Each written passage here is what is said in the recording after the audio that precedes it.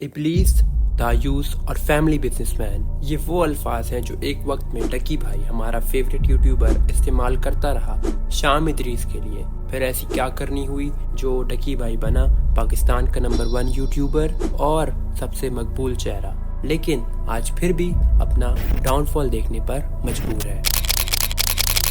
बात है सादुर रहमान उर्फ डकी भाई की।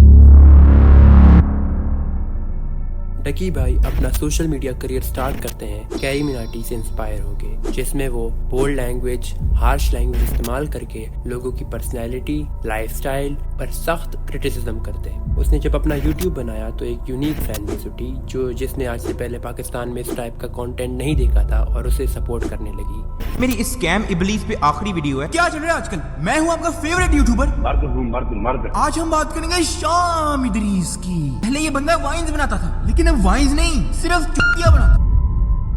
इसके इफेक्ट हमें आज भी नजर आते हैं। किस तरह इस नीश में आजकल हजारों रोस्टर्स और एक्सपोजर्स हैं जो कंटेंट बनाते हैं जिसमें गालियां देना और लोगों की माँ बहनों की इज्जत उतारना नॉर्मल बात है। अब इसके साथ शाम इदरीस की फेम 0 पॉइंट की तरफ आने लगी और साथ ही साथ डकी की फेम बढ़ने लगी। जब डकी ने रोस्टिंग से खामोशी से व्लॉगिंग और लाइफस्टाइल कंटेंट की तरफ शिफ्ट किया तो लोगों ने उसकी हिपोक्रेसी को कॉल आउट भी करना शुरू कर दिया। और क्यों ना करते, जो बंदा पहले गलाजत बोलकर ऐसे कंटेंट का मजाक उड़ाता था, अब वही अपने व्लॉग्स में फेक प्रैंक्स, वाइफ को दिखाना और इन सबको बढ़ा चढ़ा कर दिखाता। डकी, जो इस गेम का मास्टर था, अपने सोर्सेस और फेक FIRs लॉन्च करने के जरिए इन सबको खामोश करा देता। इनमें से एक था बदला ब्रदर ने मल्टीपल रोस्ट बनाए डकी भाई और इस टॉपिक्स, लेकिन उसके नतीजे में क्या हुआ? बदला ब्रदर के ऊपर FIRs हुई और FIRs भी ऐसी कि उसका केस महीनों तक चला और आखिर में उसे पाकिस्तान छोड़ के आइसलैंड जाना पड़ा और वो अपनी पूरी फैमिली के साथ उधर शिफ्ट हो जाता है और अब उधर से बैठ के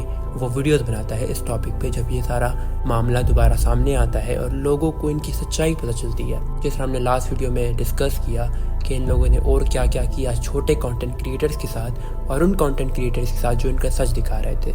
डेजा वू मोमेंट। जी हाँ, ये सब सुनकर आपको एक डेजा वू ज़रूर महसूस हो रहा होगा, क्योंकि ये बात हम इस वीडियो में एक बार पहले भी कर चुके हैं। किस तरह एक बंदे की सो कॉल्ड बदमाशी या superiority in term of fame और स्पॉट की वजह से उसको अपने तरफ से मदद मिली, लेकिन दूसरा बंदा जो लाचार था और जिसके पास इतनी फेम नहीं थी और ना उसको सुनने वाले ज़्यादा थे, तो वो रॉन्ग प्रूफ हो गया। अब इसके साथ वापसी हुई एक और बंदे की, शाम इदरीस, और इस पार्ट ऑफ द वीडियो को हम बोलेंगे द रिवेंज।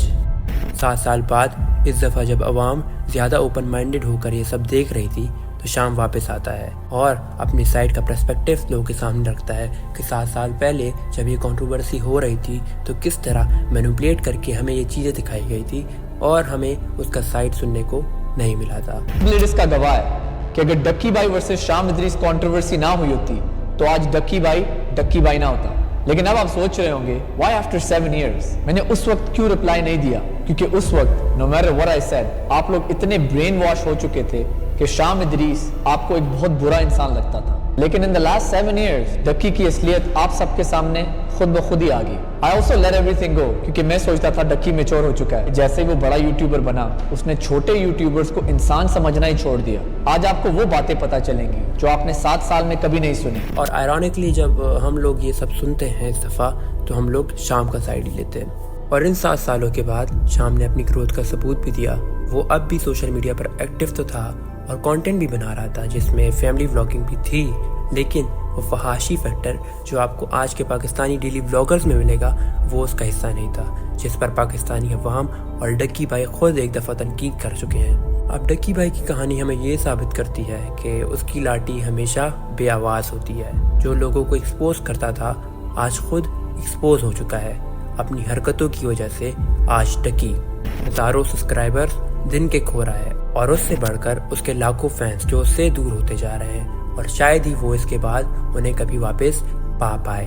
जब डक्की और इन सब की ये कंट्रोवर्सी सामने आती है तो ना सिर्फ कुछ चंद यूट्यूबर बल्कि डक्की के पास्ट एडिटर्स जिसमें मुनीब की मीम्स और HK सैविज जैसे लोग हैं जिनके साथ इनसे भी बदतर सलूक किया डक्की ने। ना सिर्फ उन्हें मैनिपुलेट करके अपने पास रखा, लेकिन एक को तो उसने मरवाने की भी कोशिश की। जी आप सही सुन रहे हैं, ये कहानी है एचके सैवेज की। उसकी वीडियो लिंक भी आपको डिस्क्रिप्शन में ज़रूर मिलेगी।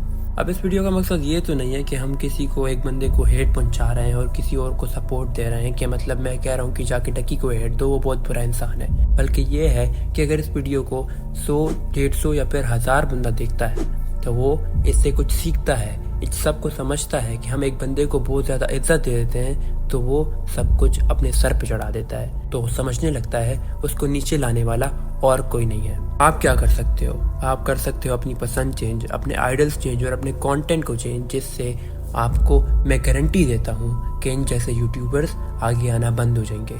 क्योंकि डक्की भाई की स्टोरी तो आज ख़त्म हो जाएगी, परसों ख़त्म हो जाएगी, लेकिन यूट्यूब पाकिस्तान में ये स्पॉट हमेशा खाली रहेगा। किस तरह एक बंदे की जगह खाली रहेगी जो फैमिली कंटेंट और अलादत वाला कंटेंट अपलोड करेगा, क्योंकि हमें देखना है, वो हमारी आईज वो चाहती है, और वो जब चाहेंगी तो इस बंदे को किसी न किसी को तो आगे आना होगा हमें ये फुलफिल करने के लिए, और फिर यही सब कुछ दोबारा होगा और फिर आप लोग सोचोगे कि ये बंदा बहुत बुरा है। लेकिन बुरे तो हम हैं एक सोसाइटी की तरह जो इस तरह की चीज़ों को सपोर्ट करते हैं और देख रहे हैं। अब मुझे डक्की को देखकर अफसोस होता है किस तरह कल तक जो फैंस उसके लिए जान वारते थे, घंटों घंटों उसके घर के बाहर खड़े रहते, उसके रेस्टोरेंट के बाहर खड़े रहते, आज वही उसके खिलाफ हैं और उसे नीचे आता देखना चाहते हैं। उम्मीद है कि इस सब से हमने कुछ ना कुछ तो ज़रूर सीखा होगा। तो आज के लिए इतना ही, मिलेंगे अगली बार, तब तक के लिए थॉर साइनिंग ऑफ।